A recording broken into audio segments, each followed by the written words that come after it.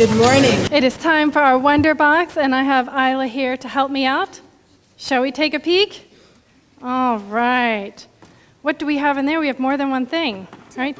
Two books. All right, why don't we take them out? You get one, I'll get the other. So what are these books full of? Stories. We have two books full of stories. Do you think one's better than the other? You don't think so? Okay, I like how you think. All right, we're going to set those up like that. All right, why don't you go ahead and sit down, and I'll call you back up when it's time to light our chalice. So, I have a story for you today. And there was once a green valley that lay between two mountains. Through the valley flowed a river. And on each bank of the river stood a village. As long as anyone could remember, the people of the two villages had been enemies. Strange as it seems, it all began with a couple of stories. In the beginning, the people of one village said there was no valley at all, just a flat, rocky plain. And when the King of Heaven saw the people wandering around homeless, he decided to give them a place to live.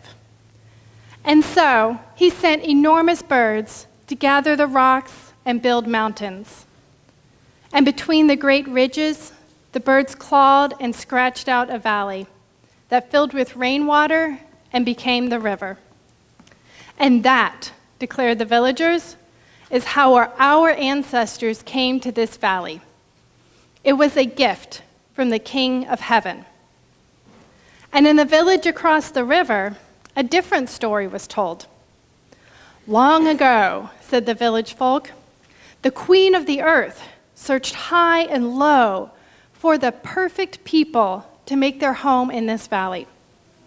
And when she found them at last, she sent giant turtles to carry the new settlers up the river.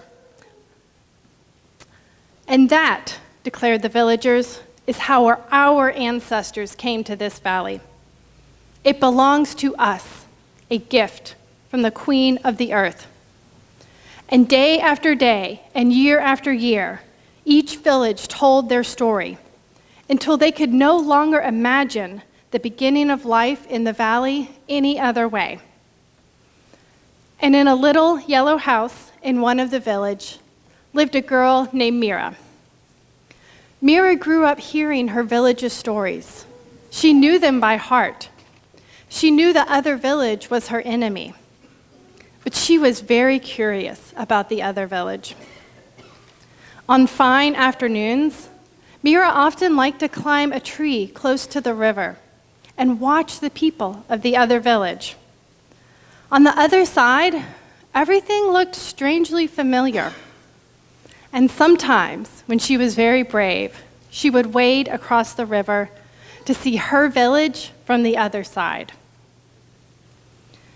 Seeing the other village up close had Mira wondering about their stories and her own village's stories.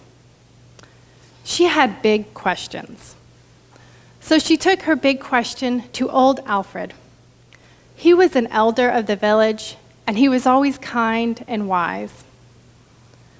Once Mira had settled in with a cup of tea, she told Alfred of her visits to the other side, and she asked, "Are the stories wrong?" And for a few moments, Alfred was silent. Then he said, "Mira, let me tell you something about stories. Stories can make you bigger. They can stretch your mind and your heart. But the story can make you smaller if it takes up all the space in your mind and heart. Whenever you hear a story, you must ask yourself, what is this story doing to me? Is it making me bigger or smaller? Our village is dear to me, Mira, but our minds and hearts need to be stretched so we can make room for others. There will never be peace in this valley until the people from both villages find a story big enough for all of them. And so today, I challenge you to stretch your heart and your mind to make space for the stories of your neighbors. And so with that, our story ends, and Isla, if you would like to come up, and we will light our chalice and carry the flame. Oops.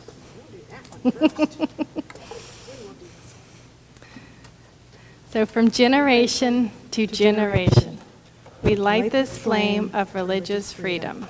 And now we'll follow out Isla and our children and our volunteers as we sing Go Now in Peace.